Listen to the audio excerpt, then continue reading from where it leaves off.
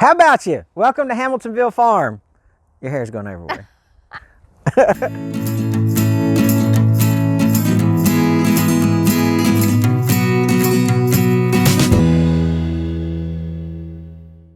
This morning, we're going to get started by, we think we're going to work from the inside out. The middle section, or the middle bay of our pole barn, is we have 12-foot 2x6s, which will be the purlins for the middle section. And then they're 14-foot long for the left and right bays. And I think we were talking about it, and we think that if you put the ones in the middle first, that will help provide some stability for when we start working on the outside. And it should also level it up. Yeah, straighten it up as well. Hopefully it works out that way. We can start on the outsides using the ladders because of the gable ends and the eaves. We can reach the eave section, maybe one or two purlins up with the ladder, and then we'll have to start working it with the... We as in him. Yeah. I'm a little challenged vertically. Yeah, vertically challenged. Yeah, so she'll be handing me supplies and things like that. So, but you know, we're gonna go. We'll videotape the process and try to show you exactly how we do it. And that way, when you go to build your pole barn, you can help. Hopefully, this helps you build your pole barn. But you can also look at part 1 and part 2 of our build, part 1, part 2, and part 3 of our builds in some videos that I'll post up here in the corner. If you think it's a good idea to work from the middle to the outsides, leave a comment below, or say, hey, I would have started on the outside and just worked my way across, because you know, I'd love to hear that kind of feedback, and I would appreciate. And it might help someone else in the future. Yeah, do it differently. Yeah, absolutely. So, anyway, so let's get started and get these purlins up. It's a little cloudy and windy out, and I don't like being high with the wind blowing. I don't like being high anyway. Anyway, I don't like being on high places. That's so jacked up, ain't it? Anyway, you know what I'm trying to say. I don't like on a ladder with the wind blowing is what I'm trying to say. All right, cool. So let's get started. What's coming up is you're going to see me and Gina set the 2x6 purlins in the cradles of the trusses. And what you're going to see is we're going to go back and forth, and it gets very cumbersome moving my big ladder back and forth. I've got 2 ladders, but one of them isn't tall enough to get to the actual truss. It's fine against a post, but once you get against the truss, it doesn't extend that high. And I just feel a little better working off a ladder than maybe if I was to be lifted in a bucket or something like that. So Gina says, hey, our awesome neighbor Sandy has a ladder that will reach that far. So bing, light bulb goes off, right? And we call Sandy. She lets us borrow her ladder. So now, after you see me kind of moving around, you'll see us have a V-shaped 2 ladders on each side where me and Gina both can get up there. And that's another thing awesome about having a wife that's going to help you out, because she is, you know, she's afraid of heights, but she's not afraid enough to she can't help me. So she's behind the camera. Anyway, big shout out to Sandy for helping us out. She's an awesome neighbor, and you'll see both these ladders in action now, and it should go a little quicker.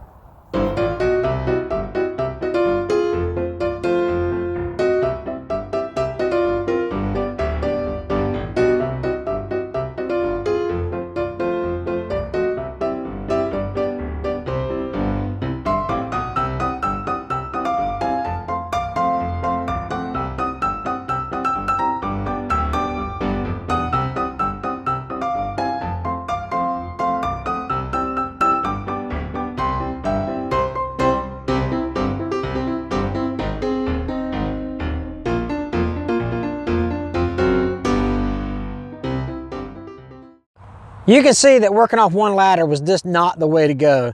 So when me and Gina got the second ladder, things went much quicker, went much more efficient, and we were able to get the purlins put up and finished up on the barn there. Today, so that was yesterday. Today I'm going to try to put the metal up, but I don't have any help, so I'm going to try it by myself. I'm going to take my bucket and I'm going to lift up, or my grapple's still on the 4540, so I'll try it with a grapple. Why not?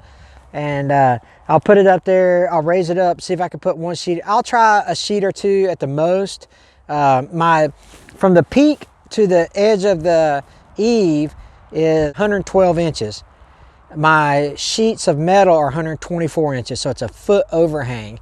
And so I can run it up to the peak, leave a foot overhang. And what I'm gonna do, I'll show you how I'm gonna make my foot overhang consistent across the whole eave of the barn.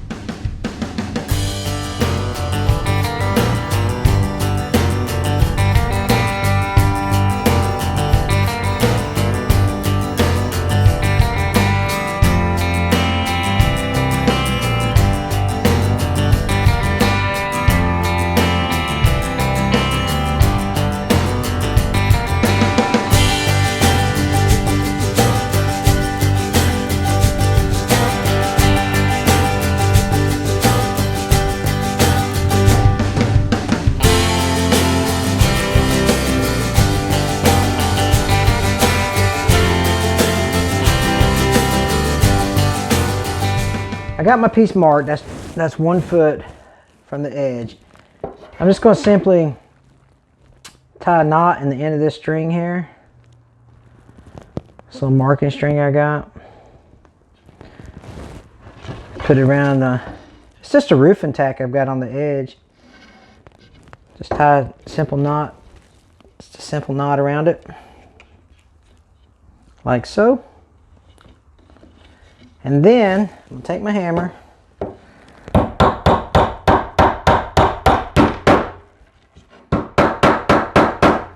That's going to hold this side in.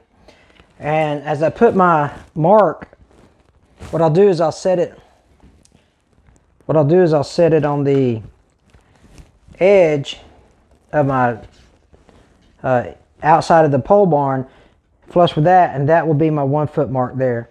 And then I'll do the exact same thing on the other side. And I'll just run some screws here to hold it on there. No big deal there. So let me show you how I mount up here.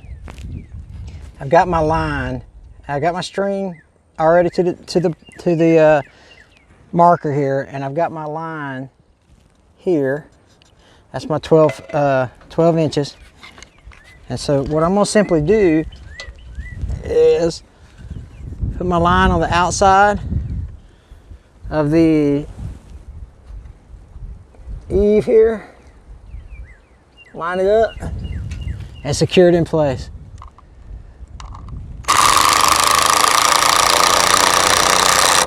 All right. Now that I've got one, let me make sure that it's still in line here. Let me back off that one a little bit.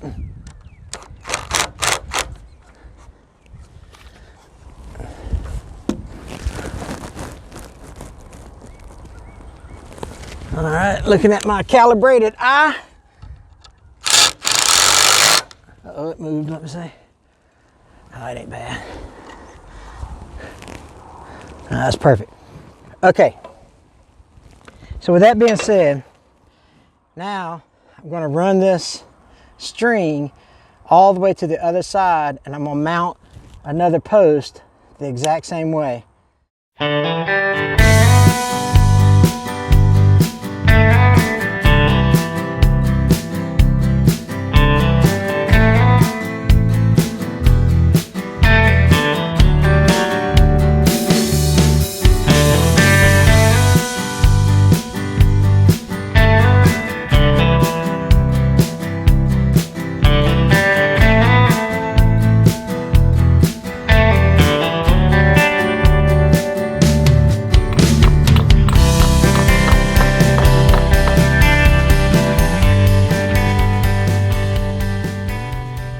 Now that we've got the foot overhang established, I'm going to go ahead and get the first piece of metal put up there. I want about 3 inches of overhang on the gable inside, and so that's what I'll do. I'll put 3 inches on the gable inside, a foot on the eave side, and I will square it up there using the string and some tape measuring, and I'll tack it down 3, 4, maybe 5 screws just to hold it in place, and then get my assessment on or where I want to go from there. So let's get started on putting this metal up. I'm ready to get done with this thing. All right, let's go.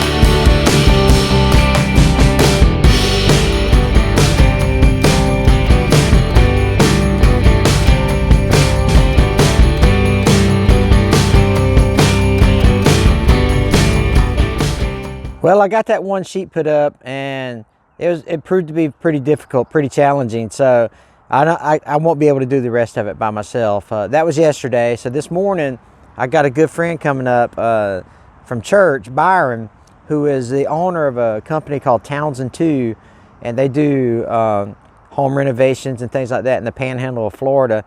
Highly recommend them if you need something done around your house, you know, from everything from window installs to painting fences to roofing, whatever the case may be. He's a jack of all trades, and he does very, very good work. So but anyway, he's coming up. I was talking to him last night, and he was like, yeah man, I can come up tomorrow, that's no problem. And that's good, because today we don't no chance of rain, but tomorrow there's 80% chance of rain. So if I can get this knocked out today, between me and him, it won't take but a couple hours. But anyway, so he's coming up, and we're going to get started on it, and I'll finish pre-drilling the holes to get the screws, to make the screws easier to go into, and we'll get this thing done and wrap this video series up. All right, let's go.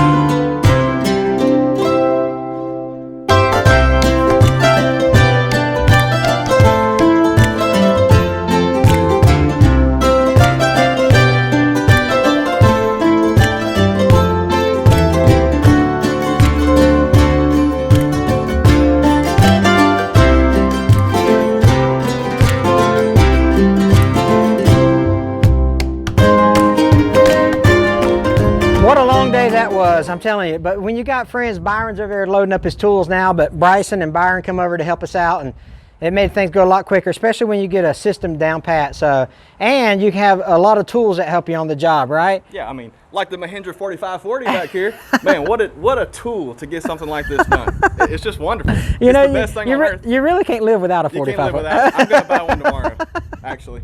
Oh, mercy. Hey, listen, there's going to be a picture of the barn pop up here in a sec. If you do me a favor and click on that, that will take you to our subscribe page. And love for you to follow us on Instagram at Hamiltonville Farm, like our Facebook page, Hamiltonville Farm. And until the next video, we'll talk to you later. Take care.